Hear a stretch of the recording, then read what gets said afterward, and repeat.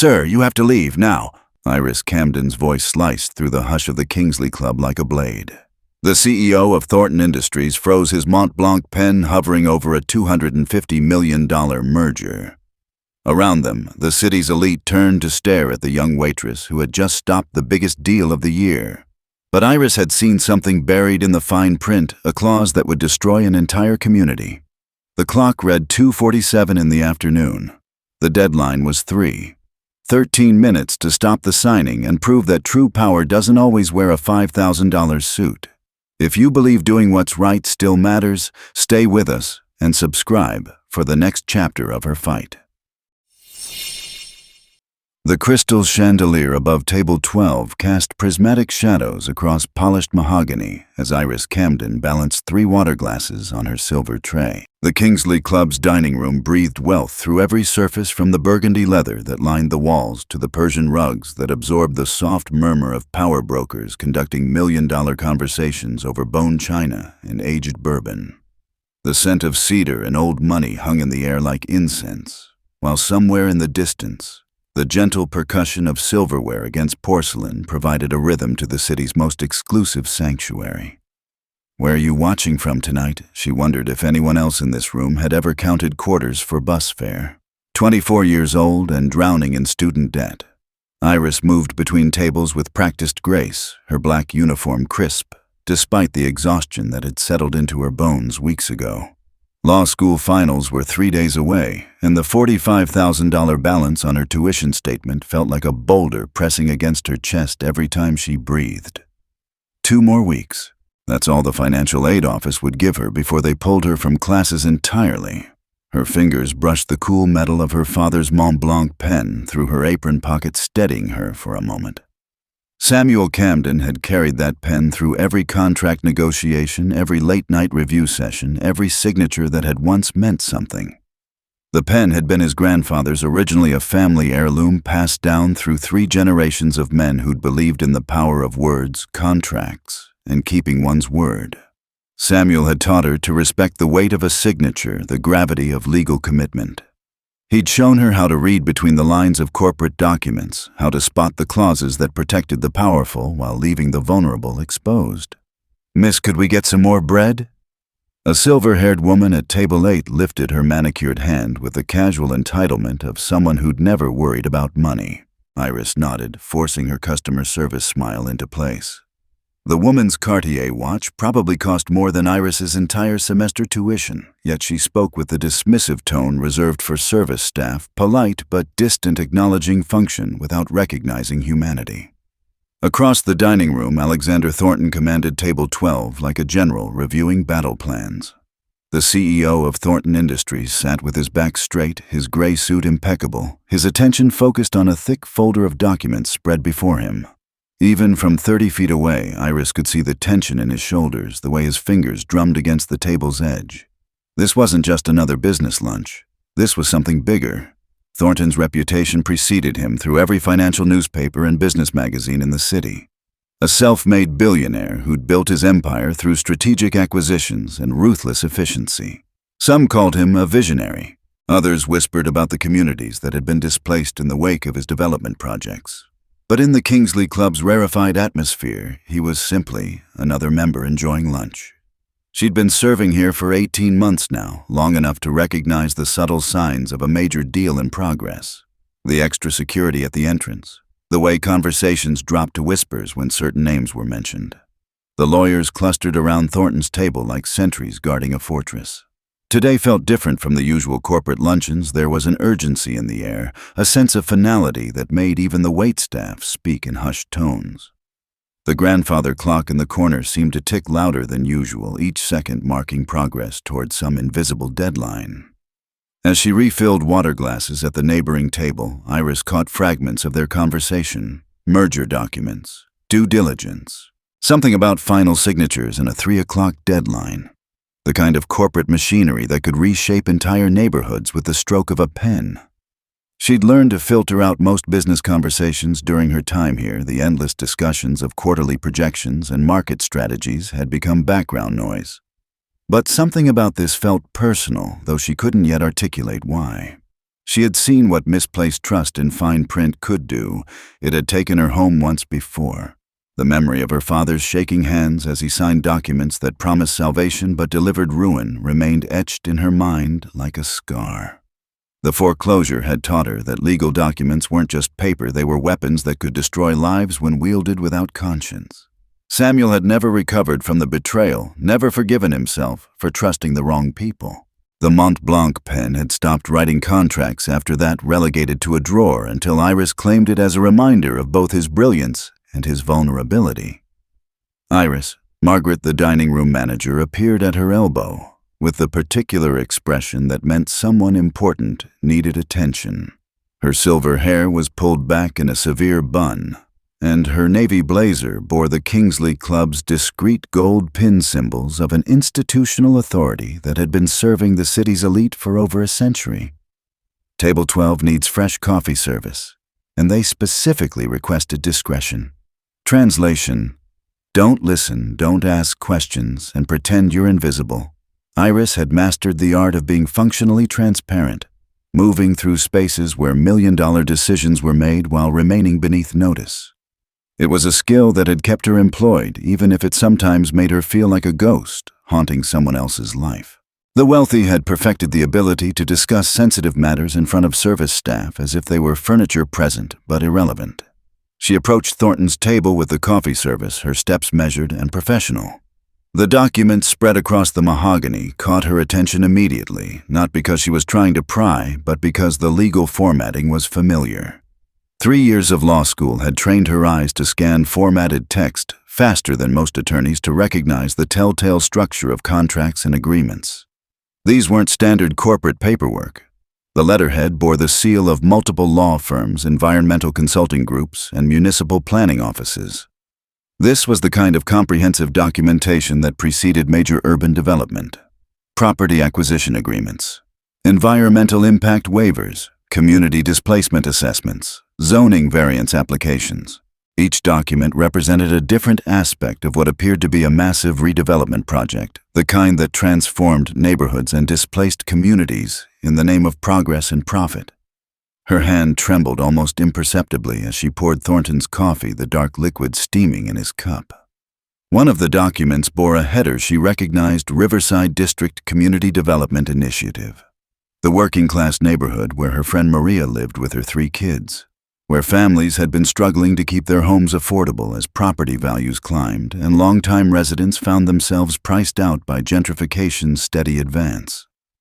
"Thank you," Thornton said without looking up, his attention fixed on a spreadsheet of numbers that seemed to represent more than just money.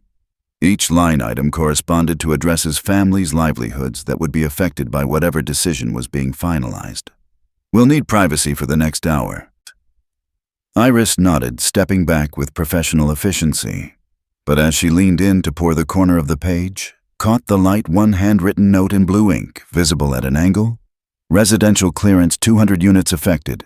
Relocation assistance is minimal per municipal guidelines. 200 families, 200 homes, 200 lives were about to be upended by whatever deal was finalizing at Table 12. And the relocation assistance would be minimal corporate speak for barely enough to survive the transition, let alone rebuild elsewhere. She forced herself to walk normally back to the service station, her mind racing. This was none of her business. She was a part-time waitress trying to finish law school, not a crusader for social justice. She needed this job desperately enough to silence her conscience if she had to. But even as she told herself this, she felt the familiar weight of moral conflict settling in her chest like lead, heavy and unforgiving. But as she mechanically polished water glasses and reset silverware, she couldn't shake the image of those documents. Couldn't stop thinking about Maria's 8-year-old daughter who'd just started playing violin at the community center. About Mrs. Patterson, the elderly woman who'd lived on Riverside Avenue for 40 years and still brought homemade cookies to the neighborhood meetings. About the families who'd built lives in that community, who'd invested their hearts and hopes in a place that was about to be erased for the promise of higher profits. The club's heavy silence pressed against her eardrums, broken only by the steady tick of the grandfather clock marking each precious second until 3 o'clock. Her pulse began to sync with its rhythm, a countdown to catastrophe that only she seemed to understand. The chandelier's crystals caught the afternoon light streaming through tall windows, casting dancing shadows that seemed to mock the gravity of what she'd discovered. Iris glanced back at table 12, where Thornton was now speaking quietly into his phone, his expression intense. The other men around the table nodded at his words, their faces reflecting the gravity of whatever decision was being made. In less than 2 hours, at 3 o'clock, something would be signed. Something would be finalized. Something would become irreversible. And 200 families would wake up tomorrow in a world that had changed without their knowledge or consent, their futures decided by men in expensive suits who would never have to live with the consequences of their choices. The Kingsley Club maintained its atmosphere of refined authority, and Iris Camden stood at the crossroads between her own survival and something larger than herself. The pen in her pocket felt like a talisman, now heavier with each passing moment, a reminder of the man who'd taught her that courage wasn't the absence of fear, it was choosing to act despite it. 3 o'clock was 1 hour and 13 minutes away. 13 minutes for every year since her family had been destroyed by people just like these. 13 minutes to decide whether she would be complicit in someone else's devastation or find the strength to stand against it. The weight of that choice settled over her like the Kingsley Club's expensive silence, heavy with possibility and consequence. In the distance, the grandfather clock continued its relentless march toward an hour that would change everything for Thornton, for the families of Riverside District, and for a young woman who was about to discover exactly how much her father's lessons were worth. The porcelain coffee cup slipped from Iris's fingers, shattering against the marble floor in a cascade of white fragments and dark liquid. The sound cut through the Kingsley Club's refined atmosphere like a gunshot, drawing every eye in the dining room to the young waitress who stood frozen beside the service station, her face drained of color. "I'm so sorry," she whispered, dropping to her knees to gather the pieces. Her hands shook as she collected the shards, each fragment reflecting her fractured composure. Margaret appeared instantly, her expression a mixture of concern and professional irritation. "Are you all right, dear?" The manager's voice carried the forced calm of someone accustomed to managing crises without disturbing the club's atmosphere. "Perhaps you should take a moment." But Iris couldn't take a moment. Not when she just overheard Thornton's phone conversation from 20 feet away, his voice carrying across the dining room's acoustic perfection with devastating clarity. The words echoed in her mind like a death sentence. Phase 1 demolition begins Monday. Yes, the residents will receive notice tomorrow. 48 hours should be sufficient for legal compliance. 48 hours. Less time than most people needed to pack for a vacation, and these families would have to abandon their entire lives. She stood slowly, the broken porcelain disposed of, her professional mask sliding back into place despite the hurricane of emotions raging beneath. "I'm fine, Margaret. Just tired." As Margaret returned to her duties, Iris found herself gravitating back toward table 12, drawn by a compulsion she couldn't name. Thornton had ended his call and was now examining a new set of documents that hadn't been there during her previous approach. These papers looked different: official government seals, legal stamps, the kind of documentation that made corporate dreams into legal reality. "Excuse me," she said softly, approaching with a fresh coffee pot. "Would anyone like a refill?" The lawyer to Thornton's left, a thin man with wire-rimmed glasses, glanced up irritably. "We asked for privacy." "Of course. I'll just refresh the coffee and leave you undisturbed." Iris moved with deliberate efficiency, her trained eye scanning the documents as she poured. Municipal permits, environmental clearance forms, and there, partially obscured by Thornton's elbow, something that made her blood freeze: a detailed map of Riverside District with sections marked in red. 200 units, just as the earlier notation had indicated. But seeing the actual addresses, the specific streets and apartment buildings marked for destruction, transformed abstract numbers into personal devastation. She recognized Maria's building on Maple Street, the faded brick structure where 3 generations of the Santos family had lived. Mrs. Patterson's corner house with its carefully tended rose garden. The community center where children learned music and elderly residents gathered for coffee and conversation every Sunday morning. Each red mark on the map represented not just a building, but a repository of memories, dreams, and human connections that would be bulldozed into dust. "The environmental assessment was expedited, I trust?" Thornton was asking the lawyer. "Rubber stamped yesterday. Amazing how quickly these things move when the right people are motivated. The lawyer's smile was thin and predatory. The community won't have grounds for appeal once the demolition notices are served. His tone suggested that grinding down poor families was just another billable hour in his day. Iris's hand trembled as she poured a drop of coffee splashing onto the table's polished surface. She quickly wiped it away, but not before catching sight of another document that stopped her heart entirely. A corporate charter for something called Riverside Entertainment Holdings, a shell company, she realized with growing horror. This wasn't just urban development. This was a casino project disguised as community improvement, the kind of predatory development that extracted wealth from desperate communities while promising prosperity that never materialized. The fine print revealed the truth: luxury gambling facilities, high-end restaurants, exclusive shopping amenities designed for people who would never have lived in Riverside District to begin with. "Thank you," Thornton said dismissively, not bothering to look at her. "That will be all." She nodded and withdrew, but her mind was racing with the implications of what she'd discovered. Everything made sense now: the expedited permits, the minimal relocation assistance, the 48-hour notice period. This was a coordinated effort to displace an entire community before they could mount any effective resistance.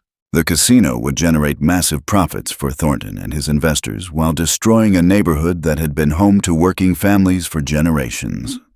She thought about the irony: a gambling establishment built on the certainty of other people's losses, constructed literally on the ruins of a community that had lost everything to corporate greed. The elegant symmetry of it would have been beautiful if it weren't so devastating. Back at the service station, Iris felt the walls of the Kingsley Club closing in around her. The elegant dining room suddenly seemed less like a sanctuary and more like a war room where the city's powerful planned the destruction of the powerless. Every conversation around her took on a sinister undertone. How many other communities were being discussed and discarded over afternoon cocktails? How many families would receive demolition notices written by lawyers who earned more in an hour than those families made in a month? She thought about Maria, who worked 2 jobs to afford her small apartment and was finally saving enough to send her daughter to violin lessons. About Mrs. Patterson, whose late husband had built their house with his own hands 50 years ago. About the teenagers who played basketball in the community center gym, dreaming of college scholarships that might never come if their neighborhood disappeared. The pen in her pocket seemed to pulse with urgency, as if her father's spirit was urging her toward action. Samuel Camden had always believed that knowledge without action was complicity, that educated people had a responsibility to protect those who lacked the resources to protect themselves. But what could she do? She was one person against a system designed to favor those with power and money. The Kingsley Club itself was a monument to that system, a place where the wealthy could gather in comfort while making decisions that would never affect their own lives. Her phone buzzed in her apron pocket. A text from Maria. "Excited for Sophie's recital next week. Can you come? She's playing that Mozart piece you love." Next week. By next week, if Thornton's timeline held, Maria and Sophie would be homeless, their lives upended by a decision made in a room they'd never be allowed to enter. Iris closed her eyes, feeling the weight of impossible choices settling on her shoulders. She could walk away, keep her job, finish law school, and build the secure future she'd worked so hard to achieve. Her professors would congratulate her on her pragmatism, her ability to focus on long-term goals despite short-term emotional turbulence. Or she could risk everything to warn people who might not even believe her, might not be able to stop what was coming, even if they did.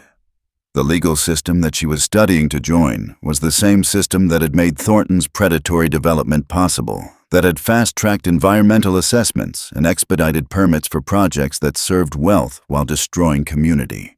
Maybe the most radical thing she could do was refuse to be complicit in its smooth operation. The grandfather clock chimed 1:30, its deep bronze tones reverberating through the dining room like a funeral bell. 90 minutes until the 3 o'clock deadline. 90 minutes before contracts were signed and lives were shattered. She thought about the legal concept of informed consent. The idea that people couldn't make rational decisions without access to relevant information. Thornton and his lawyers were violating that principle on a massive scale, keeping an entire community in darkness about decisions that would destroy their world. In her law school classes, professors talked about justice as an abstract concept. But here was justice in its most practical form, the decision to share information that could help people protect themselves. She made her decision with the clarity that comes from moral certainty, even when the practical consequences remain terrifyingly unclear. The employee break room behind the Kingsley Club's kitchen felt like a confessional as Iris sat in the corner booth, her phone pressed to her ear with trembling fingers. She'd told Margaret she needed 15 minutes for a family emergency, not entirely a lie, since she was about to risk her livelihood for people she considered family. The fluorescent lights hummed overhead, casting harsh shadows that made everything look stark and unforgiving. Through the thin walls, she could hear the kitchen staff preparing afternoon service. Their efficient movements and clattered conversations a stark contrast to the life-altering conversation she was about to have. Dorothy Caldwell speaking. The voice that answered was warm, but tired, carrying the weight of someone who'd spent decades fighting for her community. There was music in the background, children laughing, the distant sound of a television playing cartoons. Normal family sounds that would be silenced forever if Thornton's plans proceeded. Mrs. Caldwell, this is Iris Camden. I work at the Kingsley Club, but I'm also a friend of Maria Santos from Riverside. I need to tell you something urgent about your neighborhood. There was a pause, and Iris could imagine Dorothy processing the unusual nature of the call, a stranger with inside information calling with warnings about community affairs. Dorothy Caldwell had been the unofficial mayor of Riverside District for 20 years, organizing block parties and tenant meetings, fighting landlords who tried to exploit vulnerable residents. She'd earned her authority through decades of showing up, speaking out, and refusing to let bureaucracy intimidate her into silence. If anyone could mobilize the community in time, it would be her. What kind of something, dear? The endearment was automatic, the kind of maternal warmth that Dorothy extended to everyone in her orbit. But Iris could hear the underlying steel in her voice. Iris took a deep breath, knowing that her next words would change everything. There's going to be a demolition. The whole district. They're serving notices tomorrow, giving residents 48 hours to vacate before demolition begins Monday. The silence stretched long enough that Iris wondered if the call had dropped. In the background, she could hear the sounds of Dorothy's world continuing, a door closing, footsteps on creaky floorboards, the murmur of a television news program. When Dorothy spoke again, her voice was steel wrapped in velvet, the tone of someone who'd heard devastating news before and learned to absorb the blow while already planning the counterattack. Who told you this? The question was sharp, practical, cutting straight to the heart of what mattered most, the reliability of the source and the strength of the evidence they'd need to fight back. I overheard it. At the club. Alexander Thornton and his lawyers. They have all the permits, all the approvals. It's a done deal, unless... Iris's voice caught as the magnitude of what she was revealing hit her fully. She was betraying her employer's confidence, violating the trust that kept the Kingsley Club's members comfortable in their belief that their private conversations would remain private, unless the community can find a way to fight it. The words hung in the air between them, heavy with implication. Dorothy would understand that fighting meant lawyers, media attention, public protests, all the tools that community organizers used when conventional channels failed. It meant transforming private grief into public resistance, turning individual displacement into collective action. Thornton. Dorothy's tone suggested she'd heard the name before, and not in a positive context. There was recognition there, the kind that came from watching patterns emerge over time, seeing how certain names appeared in connection with community disruption. The casino man. You know about the casino?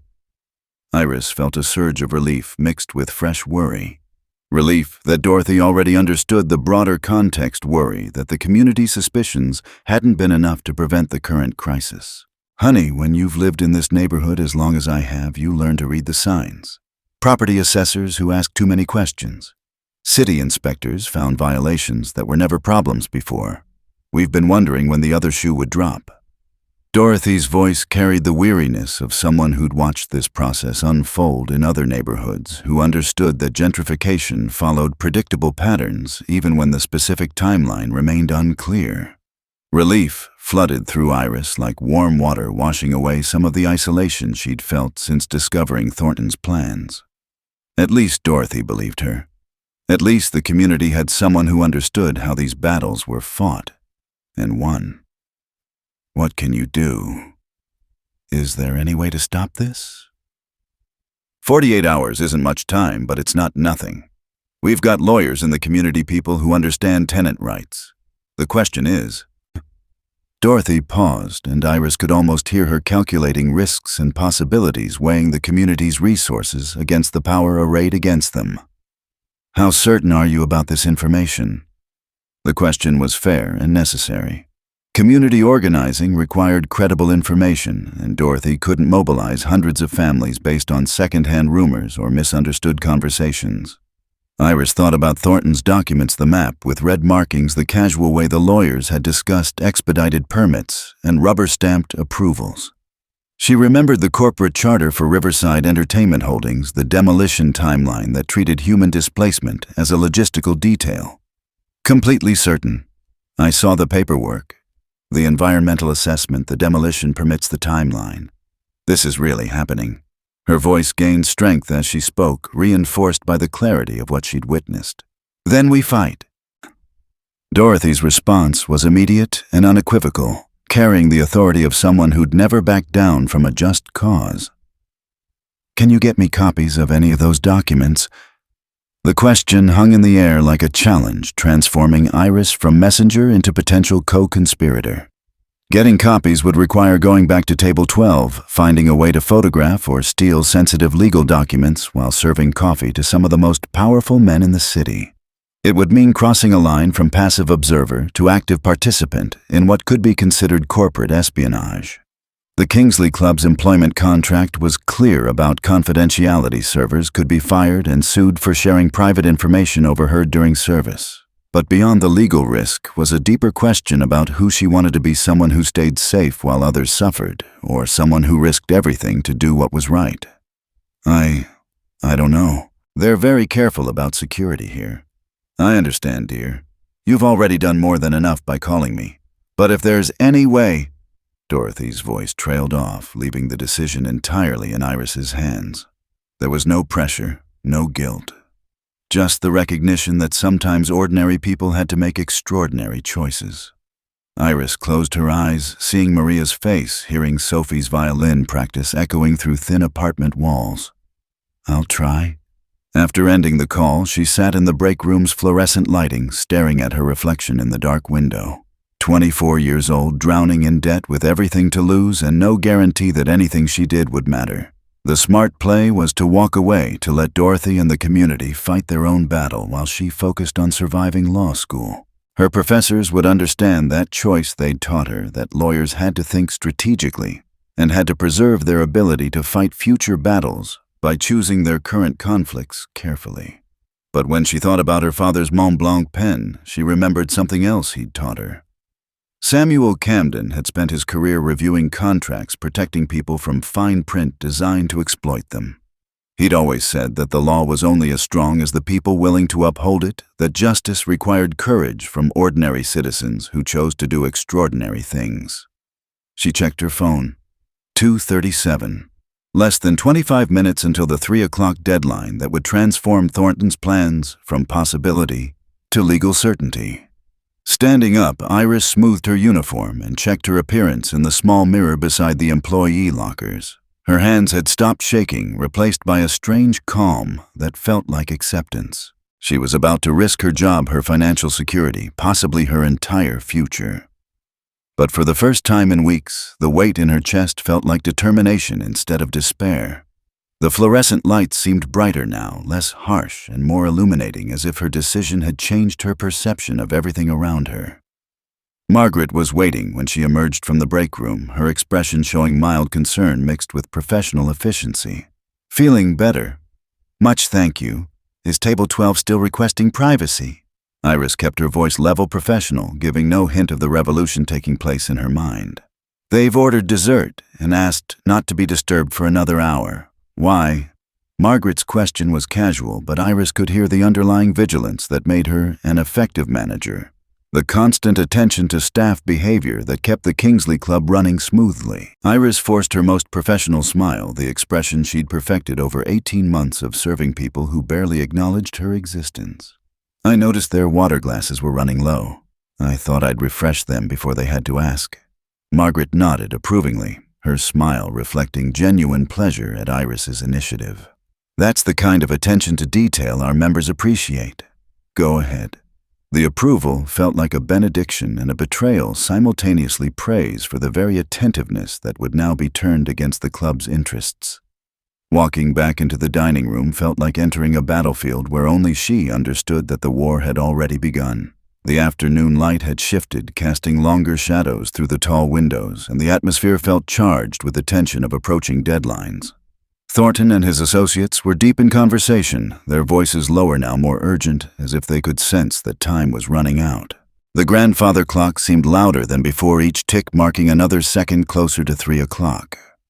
Iris approached their table with a water pitcher, moving with the invisible efficiency that had kept her employed for 18 months. As she refilled glasses, she caught fragments of their discussion that confirmed her worst fears and sharpened her resolve. The casino partners are flying in from Las Vegas tomorrow, one lawyer was saying. They want to see the site cleared before they finalize their investment. Demolition crews are already contracted, another added. Everything will be rubble by Friday. Friday.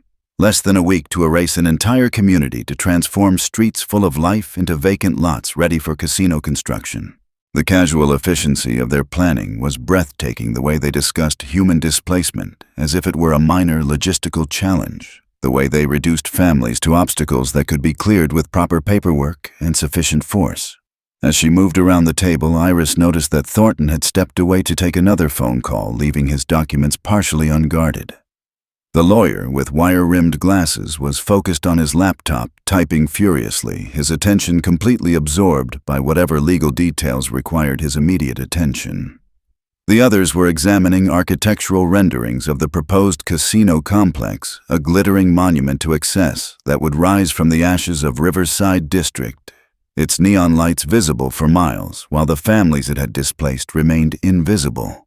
Her opportunity came when the lawyer knocked over his coffee cup, the liquid spreading across the table toward some of the documents.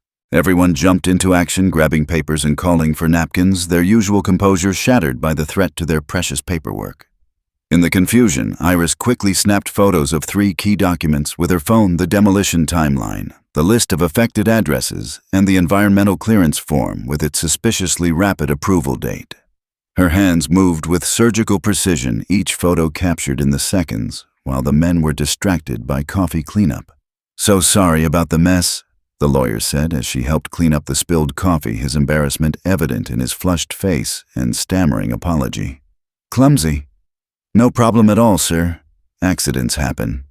She finished wiping the table and gathered the soiled napkins, her phone safely back in her apron pocket, the stolen images feeling like contraband evidence of conspiracy. As she walked away from the table, Iris felt the weight of the stolen images on her phone as physical evidence of the community's coming destruction. She'd crossed the line, now moved from innocent observer to active participant in what could destroy her life if discovered. But she'd also gained something invaluable: proof of what was about to happen to Riverside District, documentation that could give Dorothy and the community the ammunition they needed to fight back. The grandfather clock showed 2:55, its bronze hands moving with inexorable precision toward the 3 o'clock deadline that would seal the community's fate. But now Dorothy Caldwell would have documents. Now the community would have evidence. Now the fight could begin, even if Iris wasn't sure they could win.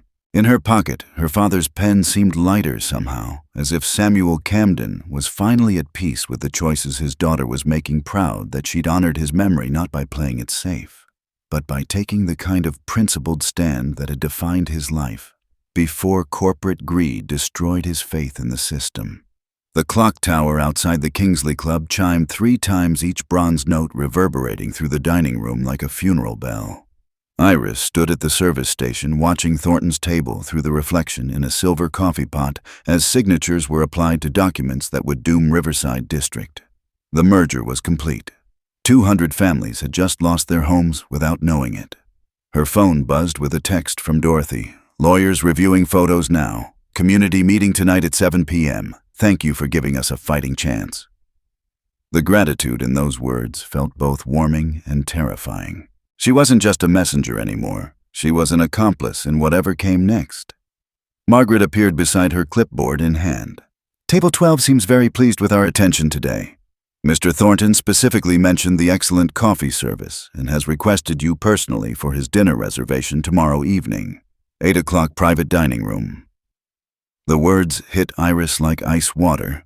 Thornton wanting her specifically meant either genuine satisfaction or growing suspicion. Given the timing, she feared the latter.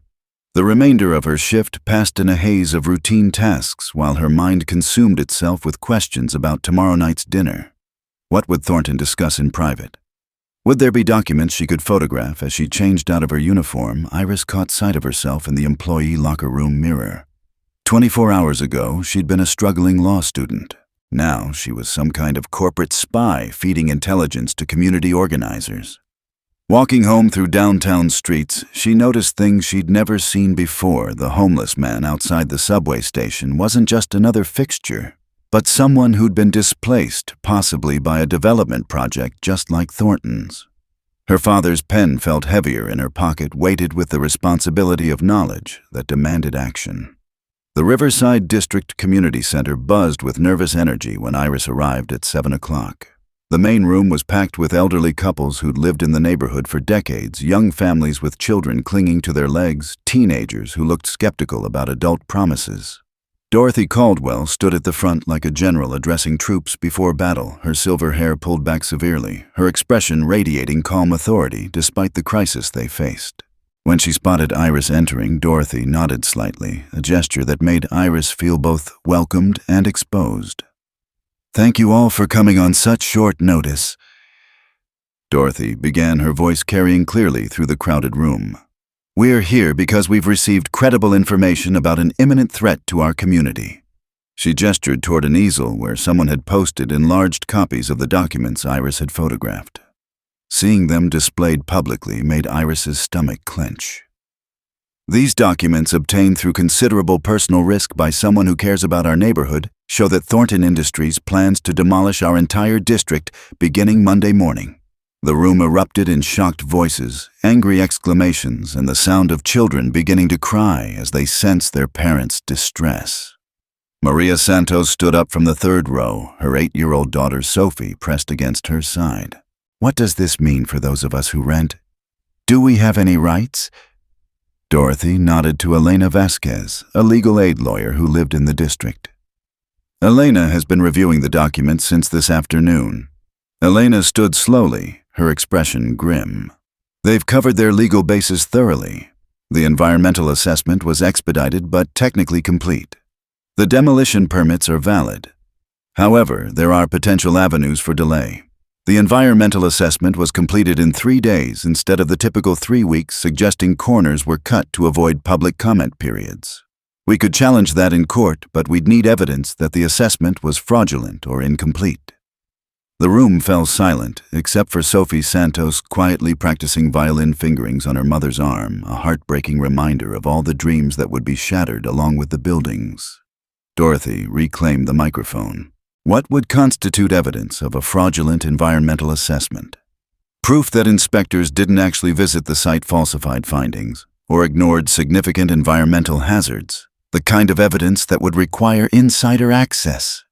The implication hung in the air like a challenge. Iris felt the weight of expectation crushing down on her shoulders.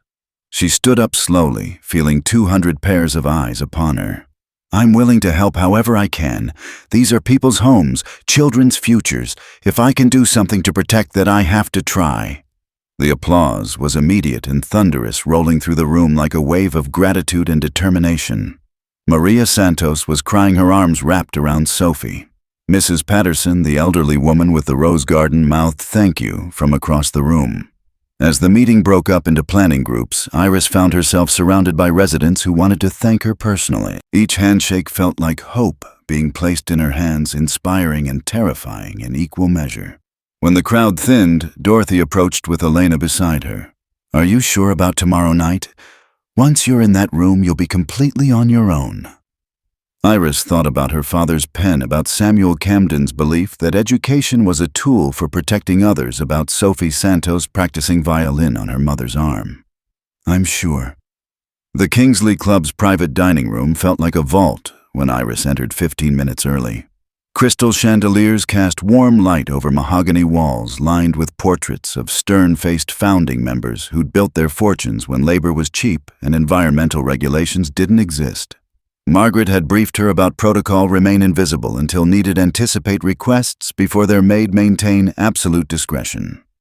The irony wasn't lost on Iris that she was about to violate every principle of that discretion. At exactly 8 o'clock, Alexander Thornton entered with 2 companions. One was a woman in her 50s wearing expensive designer clothing and serious jewelry. The other was a younger man with the eager intensity of someone trying to impress superiors. Thornton himself looked relaxed and confident, like a man whose biggest problems had just been solved. "Good evening, Mr. Thornton," Iris said with practiced professionalism. He looked at her directly for the first time, his gaze sharp and evaluating. "You're the young woman who provided such excellent service yesterday. Iris, isn't it?" The fact that he knew her name sent a chill down her spine. "Yes, sir. I'm honored you requested me." "Excellence should be recognized and rewarded," he said, settling into his chair. "I hope you'll continue to provide the same level of attention that you showed yesterday." There was something in his tone that suggested double meaning. As she took drink orders, Iris caught fragments of conversation that immediately captured her attention. The woman was asking about Vegas partners and site preparation timelines. The younger man kept referring to Phase 2 development and expanded gaming licenses. This wasn't just about the Riverside District Casino, it was about something much larger. When she returned with drinks, the conversation had shifted to devastating specifics. "The residence will be cleared by Friday as scheduled," Thornton was saying. "Demolition begins Monday, construction starts within the month. By Christmas, we'll have a functioning casino and hotel complex." The woman nodded approvingly, and the city council remained supportive. Completely. The jobs argument was very persuasive. No one wants to be seen as opposing economic development. The casual way they discussed destroying people's lives was breathtaking. 200 families reduced to an inconvenience that could be cleared like debris. As she served the first course, the younger man outlined expansion plans that extended far beyond Riverside District. "Once we establish the gaming corridor, we can begin acquiring properties in adjacent neighborhoods.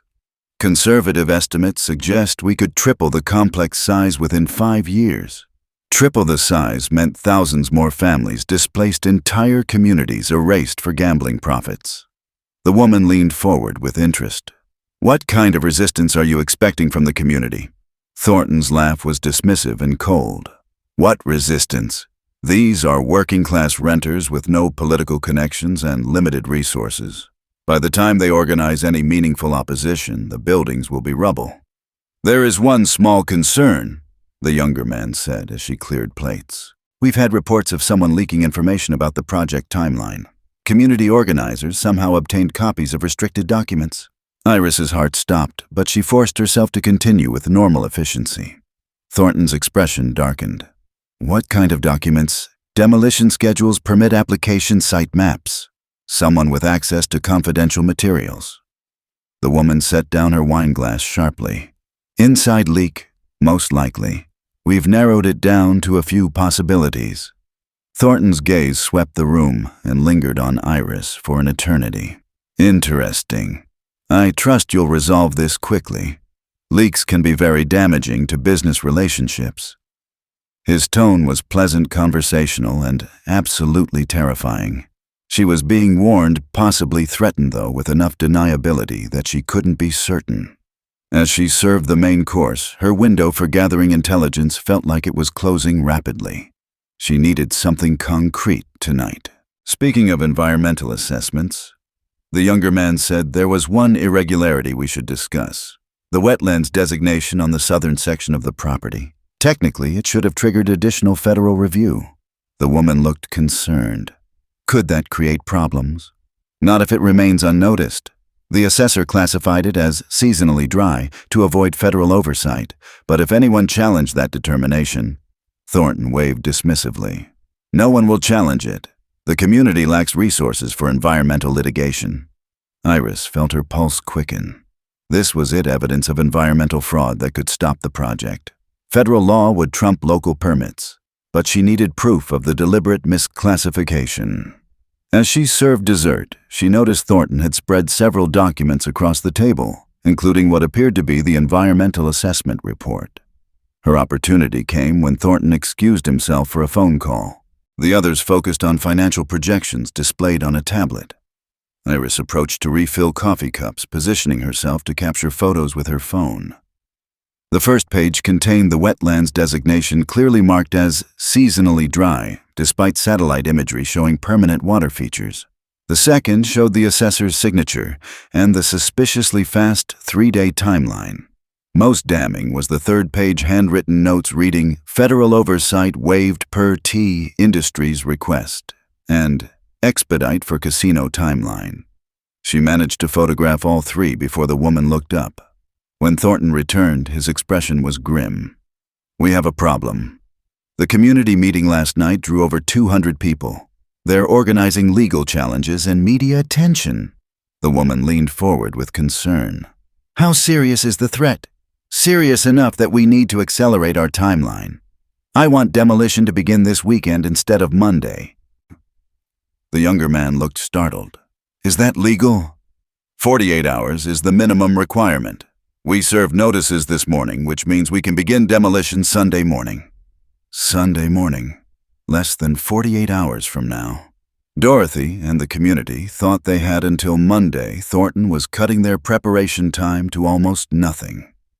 As the dinner concluded, Thornton approached her with an envelope. "Your service tonight was exceptional. Please accept this token of appreciation." Inside was $500 in cash, more money than she made in a week. "Thank you, sir. That's very generous." His smile was pleasant and predatory. "Excellence deserves recognition. I hope we can count on your continued discretion about our private discussions." The threat was clear. The money was both reward and warning payment for silence, with the implication that exposure would bring consequences worse than losing her job. Standing alone in the empty dining room, surrounded by the remnants of a meal where human suffering had been discussed like quarterly earnings, Iris made her decision with moral certainty.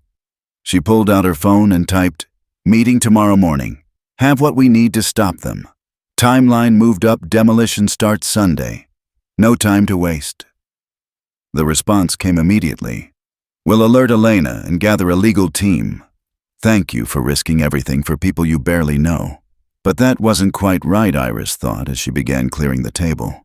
She did know them, every family in that community, because she'd grown up in neighborhoods just like theirs.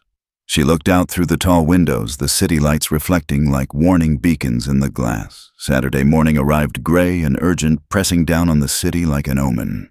Iris sat in Elena's cramped legal aid office, watching the lawyer spread the photographed documents across her cluttered desk like pieces of a puzzle that could save lives.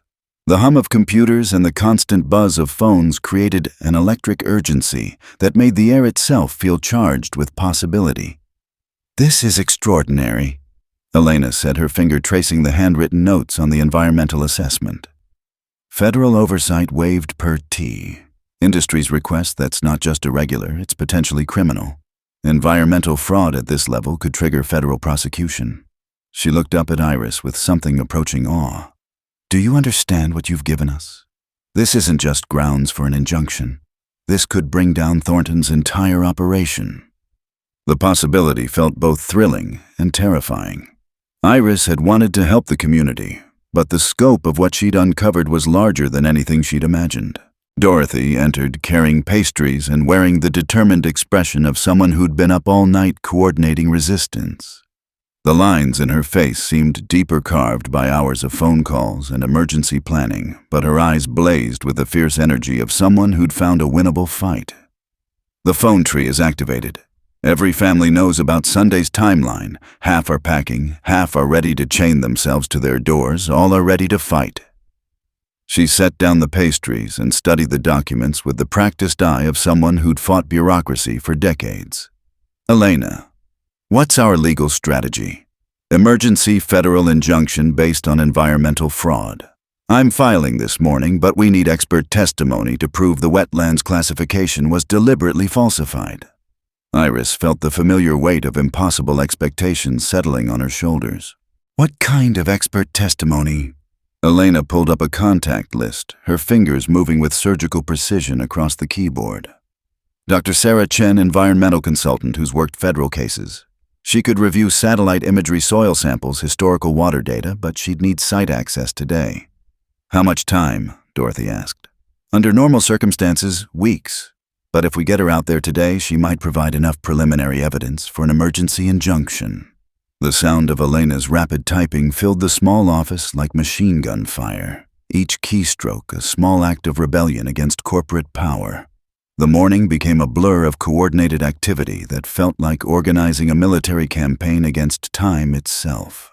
Elena worked her network of environmental lawyers while Dorothy mobilized community volunteers to document every aspect of the Riverside district that might have historical or environmental significance.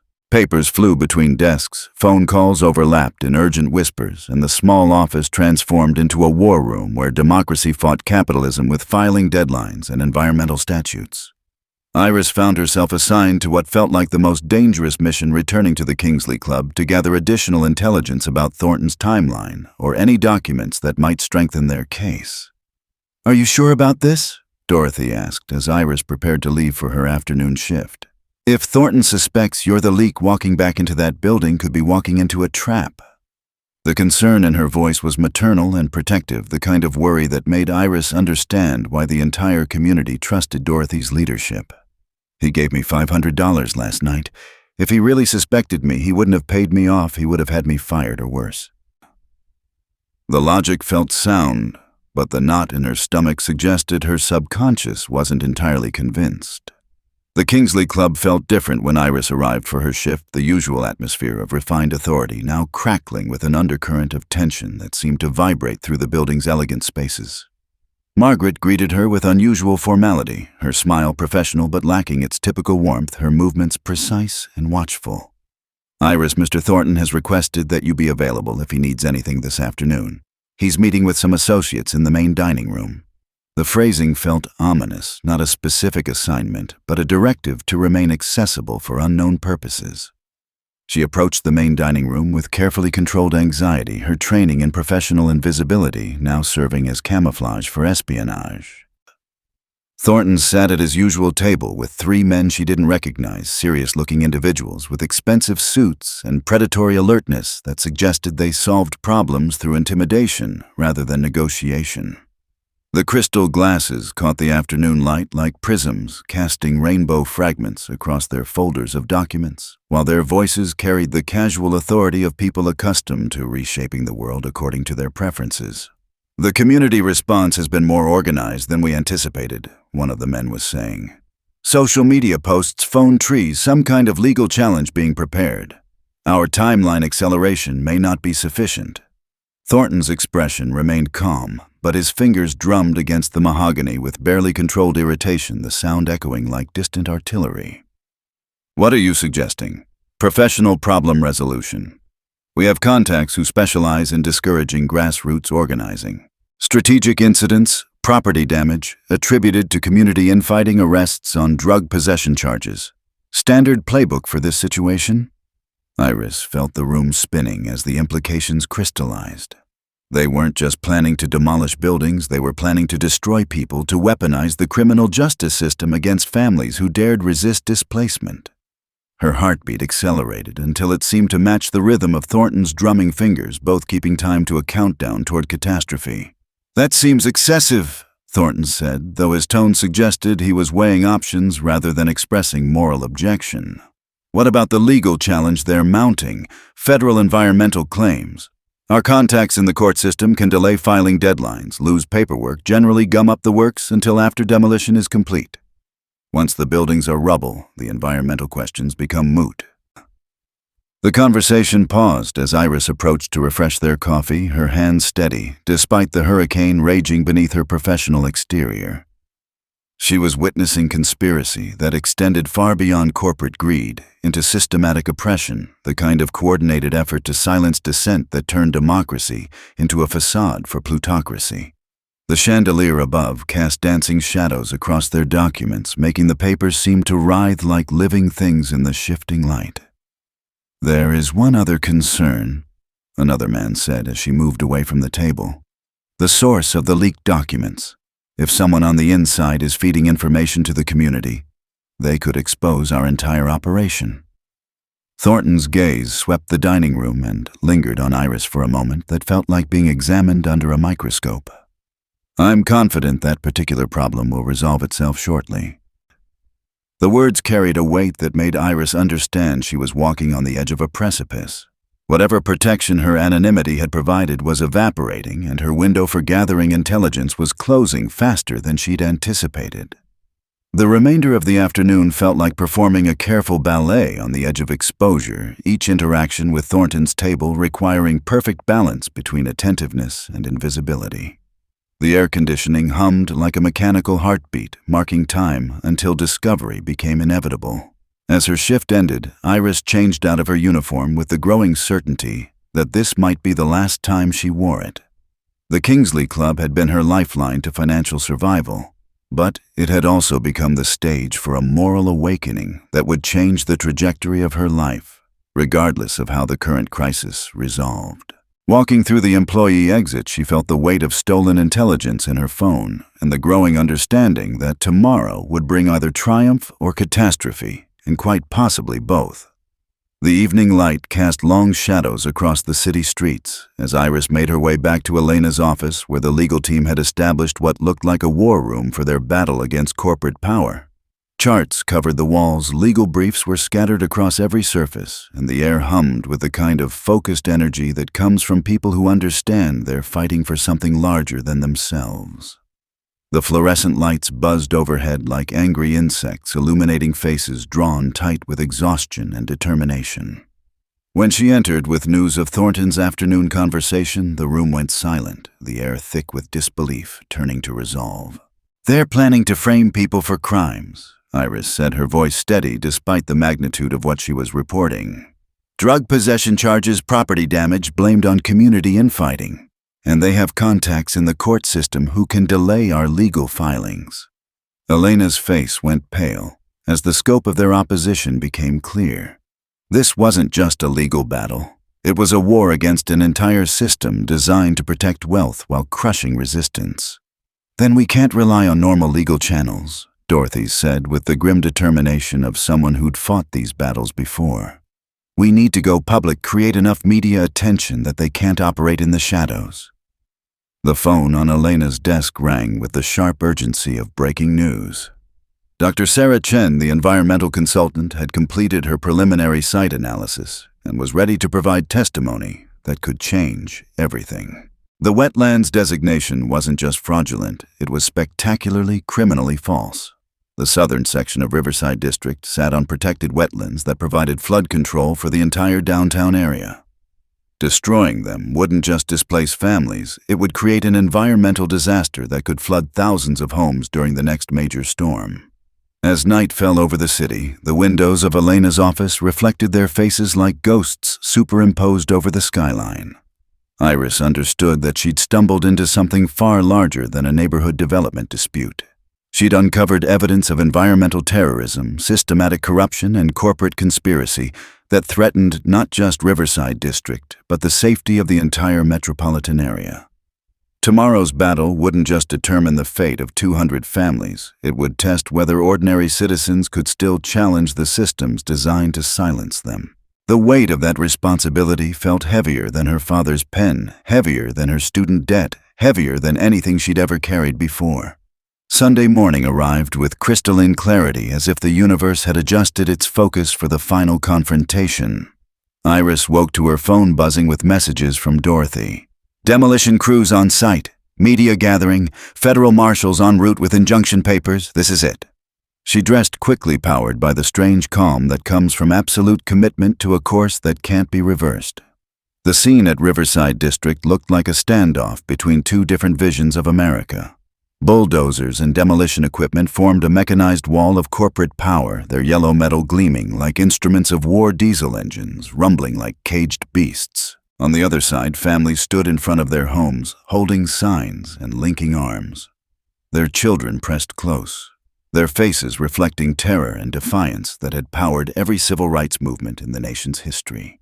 Television news crews positioned themselves strategically, cameras ready to broadcast whatever happened next. Iris arrived to find Dorothy coordinating with federal marshals who'd driven through the night to serve Thornton Industries with an emergency environmental injunction. The legal documents Elena had filed were impressive 40 pages of environmental law and photographic evidence that painted a picture of systematic fraud. "The injunction is temporary," Elena explained to the crowd. 24 hours while a federal judge reviews the evidence. But it's enough to stop demolition and force them to respond in court. Relief flooded people's faces, though cautiously. Maria Santos held her daughter Sophie close, tears streaming as she processed the possibility that their home might be safe. Mrs. Patterson stood in her rose garden, elderly hands gripping fence posts as if she could protect her lifetime of memories through sheer will. But Iris could see Thornton's people gathering across the street, their expensive suits suggesting this temporary victory might be exactly that temporary. Alexander Thornton arrived in a black sedan, accompanied by lawyers carrying briefcases that probably cost more than most families' annual income. He surveyed the scene with cold calculation, someone accustomed to having obstacles removed rather than accommodated. When his gaze found Iris in the crowd, she felt the weight of recognition pass between them like a physical force. He knew. "Ladies and gentlemen," Thornton announced, his voice carrying clearly across the street. "I understand there's been some confusion about this development project." He pulled out official-looking documents. "The environmental injunction you've received is based on false information provided by someone with access to privileged corporate communications. That constitutes corporate espionage, a federal crime punishable by up to 10 years in prison. Furthermore, the Wetlands Classification Challenge is based on falsified expert testimony purchased by outside environmental extremist groups." The accusations hit like artillery shells, each designed to destroy their credibility, while shifting blame to faceless radical conspirators. Camera flashes erupted like strobe lights as Thornton continued, "The demolition will proceed as scheduled. Federal marshals or no federal marshals, this project serves the economic interests of our city, and we will not be deterred by criminals and extremists." The crowd murmured with confusion and fear. Some families looked toward their packed belongings, wondering if they should accept defeat. Others pressed closer together, determination hardening in the face of intimidation. Iris felt the weight of the community's hopes pressing down on her shoulders. She could disappear into the crowd and let others fight this battle, or step forward and accept responsibility for the choices that had brought them all to this moment. She thought about her father's Mont Blanc pen, about Samuel Camden's belief that education was a tool for protecting others, about the children who would lose their homes if corporate power won. Taking a deep breath, Iris walked toward the center of the street, positioning herself between the demolition equipment and the families they threatened. "My name is Iris Camden," she called out, her voice carrying clearly. "I'm the person who provided the documents Mr. Thornton is talking about, and everything I gave the community is true." The admission sent shockwaves through both sides. News cameras swiveled toward her, capturing the moment when a young law student chose to sacrifice her safety for strangers' protection. "I work at the Kingsley Club," Iris continued, her voice gaining strength. "I overheard conversations about demolishing this neighborhood to build a casino. I saw documents that proved the environmental assessment was fraudulent, and I chose to share that information because these families deserve to know what was being planned for their community." Dorothy stepped forward to stand beside her, followed by Elena, then Maria Santos, with little Sophie, then Mrs. Patterson, moving slowly but determinedly from her garden. One by one, the entire community formed a line between Iris and Thornton's forces, their bodies creating a human shield around the young woman who'd risked everything for their protection. "She's telling the truth," Dorothy called out to the cameras and federal marshals. "And we have evidence to prove it." The standoff stretched for minutes that felt like hours, two sides facing each other across a divide that represented fundamental questions about power and justice. Then, cutting through the tension, came the sound of additional sirens, federal vehicles carrying investigators who'd spent the night reviewing Elena's environmental fraud allegations. The FBI had opened an investigation into Thornton Industries based on evidence of systematic environmental law violations across multiple states. Iris watched Thornton's face as he realized his intimidation campaign had backfired spectacularly. By threatening her publicly, he'd drawn federal attention to his entire operation just as investigators were uncovering widespread corporate fraud. "This isn't over," he said quietly, his words directed specifically at Iris. "Corporate espionage is still a federal crime regardless of your motives." But his threat felt hollow, overwhelmed by the magnitude of his own legal problems. As federal investigators began interviewing community members and collecting evidence, Iris felt the weight of the past week settling into her bones. She'd accomplished what she'd set out to do. Riverside District was safe, at least for now. Standing in the morning sun, surrounded by families who might keep their homes because of choices she'd made, she understood that she'd crossed a line that couldn't be uncrossed. The weight of her father's pen in her pocket felt different now, not heavier with responsibility, but lighter with purpose. Samuel Camden had taught her that some choices define who you are for the rest of your life. Today, watching federal investigators document evidence of corporate fraud while families celebrated in the shadow of silent bulldozers, Iris Camden had discovered who she was capable of becoming. 3 months later, autumn light poured through the windows of Iris's small office above Maria's flower shop, turning the stacks of legal briefs to gold. The cramped space in what was now officially the Riverside Historic Preservation District hummed with purpose that made luxury seem hollow. Environmental impact studies covered corkboards like battle plans, and phones rang constantly with calls from communities who'd heard about the young lawyer who'd taken down a corporate giant. Federal investigators had traced Thornton's fraud across 8 states, charging him with racketeering and environmental terrorism. Alexander Thornton faced decades in prison, while 3 city council members had been indicted for accepting bribes. The environmental consulting firm faced federal fraud charges, and several lawyers were under investigation for conspiracy. Dorothy Caldwell entered with coffee and the satisfied expression of someone whose faith in justice had been validated. At 73, she'd been elected to city council in a landslide, but still brought coffee to the young lawyer who'd made it possible. "The EPA report came in," she said. "Thornton's casino would have created a flood zone covering 6 square miles of downtown. We saved half the city." Dr. Chen's analysis had revealed the development would have destroyed wetlands, protecting the metropolitan area from flooding for over a century. Trial dates set for spring, but plea negotiations are starting. Several associates want reduced sentences for testimony about other projects. Elena Vasquez entered carrying a folder and momentous news. "The law school called. Full scholarship to finish your degree, plus a guaranteed position in their environmental justice clinic. But they want you as their poster child, speaking engagements, fundraising, magazine profiles." The offer was everything Iris had dreamed of, but it meant becoming a symbol rather than a practitioner. "And if I stay here?" Iris asked. "You build something that's never existed," Dorothy said. "A legal practice that serves communities instead of corporations. You've already proved it's possible, now make it last." Her phone buzzed with a text from Maria. "Sophie's recital is next week. She's dedicating her Mozart piece to the woman who saved our home."